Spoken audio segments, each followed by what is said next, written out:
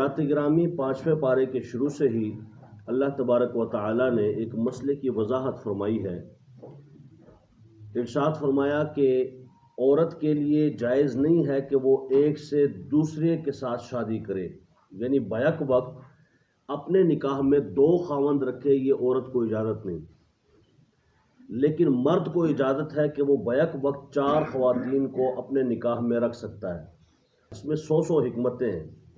جیسے ایک سے دوسرے کی اجازت خاتون کو نہیں دی گئی کہ اپنے عقد میں دوسرے کسی مرد کو رکھے، تو کیا کوئی عورت کہے گی نہیں ایسا نہیں ہے؟ ہر عورت کہے گی بالکل صحیح ہے یہ مسئلہ، ہر مرد کہے گا بالکل صحیح ہے یہ مسئلہ۔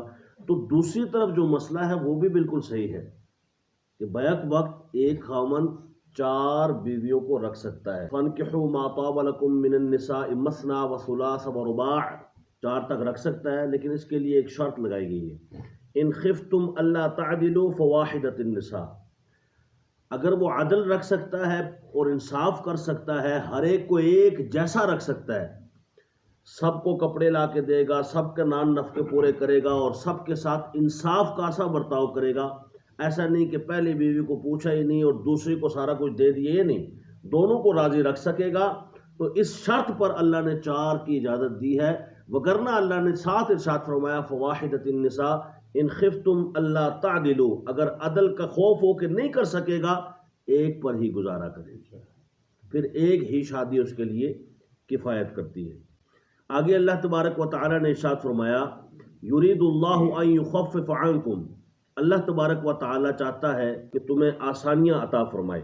خلق الانسان ضعیفا، کیوں؟ اس لیے کہ انسان کو میں نے ضعیف، کمزور پیدا کیا، تو کمزور کے اوپر زیادہ بوجھ نہ ڈالا جائے۔ اللہ فرماتا ہے خفیف سی چیزیں، بالکل آسان والی، بغیر بوجھ والی چیزیں، یعنی اس سے علماء کرام نے جو مسئلہ اخذ کیا اور مفسرین نے لکھا وہ یہ لکھا، اللہ نے جتنے بھی ہمارے لیے اعمال رکھے، نماز، روزہ، حج، زکوٰۃ، دیگر عبادات جتنی بھی ہیں، وہ سب آسان ہیں، مشکل نہیں ہے۔ اگر ہمیں مشکل لگتی ہوں تو الگ بات ہے، یہ الگ بات ہے ہمیں نماز مشکل لگے، روزہ مشکل لگے، حج مشکل لگے، زکوٰۃ مشکل لگے، لیکن کوئی چیز اللہ نے مشکل رکھی نہیں۔ فرمایا انسان ضعیف تھا، کمزور تھا، ناتواں تھا، بوجھ زیادہ برداشت کرنے والا نہ تھا، تو پھر کیا کیا؟ فرمایا اتنا ہی میں نے بوجھ رکھا جتنا وہ برداشت کر سکتا تھا۔ تو کوئی بندہ صبح محشر کو یہ نہ کہہ سکے گا کہ یا اللہ تو نے اتنا زیادہ بوجھ ڈال دیا تھا کہ میں اسے برداشت نہ کر سکا، تو نے اتنی عبادات کا میرے اوپر گٹھڑا رکھ دیا تھا کہ میں اسے اٹھا نہ سکا۔ اللہ پہلے ہی فرمائے گا کہ دیکھو میں نے پہلے فرما دیا تھا یرید اللہ ان یخفف عنکم وخلق الانسان ضعیفا، اس کمزور انسان پر اتنا ہی میں نے بوجھ ڈالا تھا جس کو وہ اٹھا سکتا تھا۔ اللہ تبارک و تعالی نے انسان کو فرمایا کہ تو بڑے گناہوں سے بچتا رہ، کبیرہ گناہوں سے۔ صغیرہ گناہ کی معافی کبھی بھی ہو سکتی ہے۔ دیکھیے آپ نے یہ روایت سنی ہوگی کہ اگر 33 مرتبہ روزانہ کی بنیاد پر بندہ سبحان اللہ کہے، 33 مرتبہ روزانہ کی بنیاد پر الحمدللہ پڑھے اور 34 مرتبہ روزانہ کی بنیاد پر اللہ اکبر کہے، تو اس کے روئے زمین پر جتنے بھی صغیرہ گناہ ہوتے ہیں اللہ بخش دیتا ہے۔ وَبِالْوَالِدَيْنِ إِحْسَانًا وَبِذِي الْقُرْبَى وَالْيَتَامَى وَالْمَسَاكِينِ، والدین کی نافرمانی کرنا بھی کبیرہ گناہ ہے۔ تو ان کبیرہ گناہوں سے جو بندہ بچتا رہے گا، آج کیا گلی محلے میں، گھر گھر میں، ہر جگہ پہ یہ بات نہیں سنائی دیتی کہ میرا بیٹا بات نہیں مانتا، میری بیٹی بات نہیں مانتی؟ تو جن کی اولاد اپنے ماں باپ کی بات نہیں مانتی، میرے پاس ایک خاتون آئی اور اس نے اپنی آپ بیتی بتائی، تعویذ لکھ کے دے میری بیٹی کے لیے، کیوں؟ مجھے گالیاں دیتی ہے۔ استغفر اللہ العظیم۔ یعنی یہ اولاد کی حالت ہو گئی ہے۔ ایک مرد آیا باقاعدہ، یہاں میں نام نہیں لیتا، آپ اکثریت جانتے ہوں گے، محلے کے ہی ہیں، وہ صاحب فرماتے ہیں میرا بیٹا مجھے مارتا ہے۔ اللہ، یقین کریں میں اندر سے رویا ہوں، صحیح جس کو کہنا ٹڈو رونا، میں رویا ہوں کہ یار ان کا بیٹا انہیں مارتا ہے، اور وہ آئے ہوئے ہیں کہ بس وہ ٹھیک ہو جائے۔ یہ نہیں کہ اللہ اس کو ایسا تعویذ دو کہ وہ بیڑے غرق ہو جان، نہیں، باپ کہہ رہے ہیں ایسا تعویذ دیں، ایسا کوئی دعا کریں کہ اللہ تعالیٰ اس کو ٹھیک کر دے۔ یہ کس قسم کی اولاد ہے؟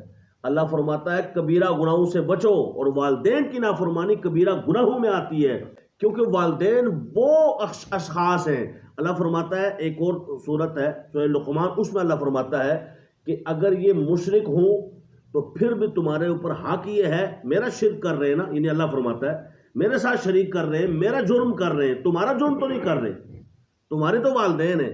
فرمایا اتنا بڑا جرم کہ میرے ساتھ شریک ٹھہراتے ہیں جس کی میں کوئی معافی نہیں دوں گا۔ ان اللہ لا یغفر ان یشرک بہ ویغفر ما دون ذلک لمن یشاء، میں شرک کے علاوہ ہر شے کو معاف کر دوں گا، شرک معاف نہیں کروں گا۔ ان الشرک لظلم عظیم، اس سے بڑی زیادتی کوئی نہیں، ظلم اور جبر ہی کوئی نہیں۔ لیکن اس کے باوجود اللہ فرماتا ہے والدین اگر تمہیں کہیں نا کہ تم شرک کرو، خود شرک کرتے ہوں اور تمہیں کہیں شرک کرو، فرمایا ان کو کچھ نہیں کہنا، آگے سے سمجھا سکتے ہو تو سمجھا دینا، غصہ بھی نہیں کرنا، ڈانٹنا بھی نہیں ہے، مارنا بھی نہیں ہے، چپ کر کے وہاں سے گزر جانا ہے۔ یہ ہے والدین کا ادب و احترام۔ یعنی اللہ تعالیٰ اس آیت سے بتانا چاہتا ہے اگر مشرک اور کافر والدین کا یہ ادب ہے تو مسلمان والدین کا ادب کتنا ہوگا؟ جو اللہ رسول کو ماننے والے ہوں گے ان کا ادب و احترام کا عالم کیا ہوگا؟ اس لیے ہمیں چاہیے کہ ان کبیرہ گناہوں کے ساتھ ساتھ جو والدین کی نافرمانی گھر گھر کا معمول بن چکی ہے اس سے بچنا چاہیے۔ والدین کی فرما برداری یہ نہیں ہے کہ مہینے بعد اس کو پیسے دے دیے جائیں، ہمارے ہاں صرف یہ فرما برداری ہے پیسے دے دو، بس ابو کو پیسے دے دو، امی کو پیسے دے دو، یہ فرما برداری ہے اور والدین کے ساتھ احسان اور حسن سلوک کا حق ادا ہو گیا۔ نہیں، بالکل نہیں، ہرگز ایسا نہیں ہے۔ میں نے جتنی کتابیں چھانی ہیں قرآن و حدیث کے مطالعے کے بعد یہ پتہ چلا کہ ایک جگہ پر بھی اللہ نے یا اس کے حبیب پاک علیہ تحیت و تسلیم نے کسی جگہ یہ فرمایا ہو میں نے نہیں دیکھا کہ پیسے دے دینے سے، فقط پیسے پکڑا دینے سے والدین کا ادب یا حسن سلوک کا حق ادا ہو جاتا ہے، ایسے نہیں دیکھا۔ تو میں پیسے دو نہ دو یہ ایک الگ میٹر ہے، یہ الگ بات ہے، یہ الگ کام ہے، اس سے بھی وہ راضی ہوتے ہیں، لیکن یہ بات حقیقت ہے کہ صرف پیسوں سے راضی نہیں ہوتے۔ والدین کو تو بیٹوں کی مسکراہٹ چاہیے ہوتی ہے، والدین کو بیٹوں کی صحبت اور بیٹھک چاہیے ہوتی ہے کہ میرے ساتھ بیٹھتا ہے کہ نہیں، دو گھڑیاں گزارتا ہے کہ نہیں، میری زیارت کو اپنے لیے نجات کا ذریعہ سمجھتا ہے یا مجھے اپنے پاس بٹھانے سے آر محسوس کرتا ہے کہ میں پرانے زمانے کا ہوں، کہیں یار دیکھ لے گا تو کیا کہے گا، یہ بوڑھا شخص ہے، یہ کون ہے، یہ اس کا باپ ہے۔ نہیں، کبھی بھی ایسا مت سمجھے۔ بعض لوگ تو میں نے ایسے بھی دیکھے ہیں بازار جاتے ہوئے باپ کے ساتھ نہیں چلتے، کہیں لوگ کیا کہیں گے۔ ہمیشہ والدین کا ادب یہ ہے کہ وہ راضی ہو جائیں، بس اگر وہ راضی ہوتے ہیں تو پھر پیسے دیں، یہ جو مرضی دیں، جو مرضی دیں، اس سے کوئی حرج نہیں ہے۔ آپ ان کو پلاٹ ان کے نام لگا دیں، ان کا گھر ان کو اچھا بنا کے دے دیں، ان کو گاڑی بھی لے کے دے دیں، ان کا بنگلہ کچھ بھی لے کے دے دیں، وہ ایک الگ بات ہے۔ اگر ان کی رضا ہے تو سب قبول، اگر وہ راضی نہیں ہے تو نہ اللہ راضی ہے نہ اس کے حبیب راضی۔ باہر ریڈی میں اگر ہم چلے جاتے ہیں تو ریڈی والے شکوہ کر رہے ہوتے ہیں، جی کیا کریں، دن کو سبزیاں بیچتے ہیں، آدھی سبزی تو ویسے ہی لوگ لے جاتے ہیں۔ کیسے لے جاتے ہیں؟ ہم ان کو کلو تول کے دیتے ہیں، وہ اپنی طرف سے ایک ہمارے سامنے باتیں کرتے کرتے ڈال دیتے ہیں، ہمیں پوچھتے تک نہیں کہ بھئی یہ میں ڈال لوں یا نہیں ڈال لوں، ہم بھی مسکرا رہے ہوتے ہیں، ہم کیا کریں ان کو۔ ایک ڈرائی فروٹ والے کے پاس میں کھڑا ہوا تھا، اس نے کہا بھائی یہ لوگ آتے ہیں ہمارے پاس، میں نے کہا تمہارا کام تو چمکا ہوا ہے، بڑا ماشاءاللہ ایسی یہ وہ ٹھیک چل رہا ہے نظام؟ تو وہ خان صاحب تھے تو کہنے لگے جی نظام تو ٹھیک چل رہا ہے، تو کچھ ساتھی آتے ہیں، آپ نے تو یہ حرکت نہیں کی ہے۔ میں نے کی تھی لیکن میں نے پوچھ کے کی تھی، میں نے اس سے پہلے اجازت لی، یہ میں کھجور کھا سکتا ہوں، چیک کر کے پھر لوں گا۔ اس نے کہا جی کھا لیں۔ اس نے جس انداز میں کہا، اس نے کہا ہاں کوئی مسئلہ نہیں، کھا لیں۔ اس کا مطلب یہ تھا کہ تم اگر بغیر پوچھے بھی کھا لیتے تو مسئلہ نہیں ہے، کھاتے رہتے ہیں۔ تو اس پر پھر میں نے اس سے پوچھا، میں نے کہا اس کا مطلب ہے، میں نے کہا جی کیسا چل رہا ہے نظام، ٹھیک چل رہا ہے؟ تو ٹھیک ہے جی بالکل صحیح ہے، لیکن یہ کچھ کرم فرما دوست آتے ہیں، وہ آ کر کے ایسے ہی اٹھا کے لے جاتے ہیں، آدھا سامان تو ہمارا اسی طرح بک گیا ہے، بغیر بیچے بک گیا ہے۔ تو یہ ناجائز مال ہے۔ ہمیں چاہیے کہ ہم اس قسم کے مال سے بھی، کئی مرتبہ ہم ادھر ادھر سے میلاد کی محفل ہو رہی ہے تو کتنی محفلیں جو ہے نا وہ چوری کی بجلی سے ہو رہی ہیں، یہ ناجائز مال کھایا جا رہا ہے۔ اللہ تبارک و تعالی ہمیں ناجائز مال سے بچائے۔